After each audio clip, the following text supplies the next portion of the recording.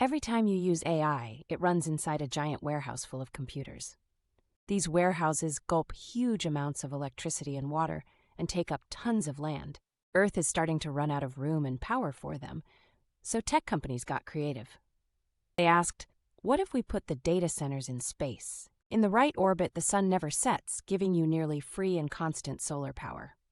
That means no power bills, no strain on local grids, and no neighbors complaining. SpaceX, Google, Blue Origin, and a startup called StarCloud are all chasing this dream. StarCloud already launched a small satellite with a powerful AI chip on board. A space data center isn't a giant building floating up there. Think of it as a fleet of many satellites, each about the size of a rack of computers. You launch lots of them and network them together, like a cluster in the sky. But here's the first big catch. Space is freezing cold, yet heat is a huge problem. Space is a vacuum with no air to carry heat away from the computers. On Earth, fans and air do the cooling job, but in space, heat just builds up. So satellites need huge radiator panels to slowly beam the heat away. It's the opposite of what your intuition says. Space is cold, but cooling is hard. The second big catch is the cost of getting there.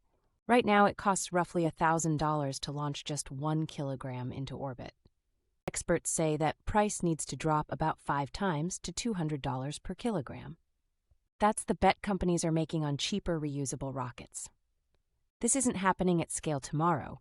Early versions are tiny. Even optimists think space might only handle a small slice of computing for years.